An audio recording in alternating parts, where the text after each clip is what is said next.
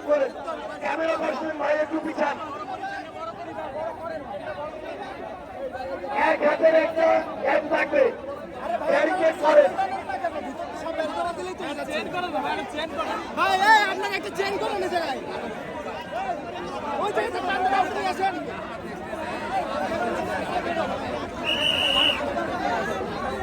আজ এই শীতবাড়ি মোড়ে খুলনা রয়্যাল বেঙ্গল টাইগারদের নিয়ে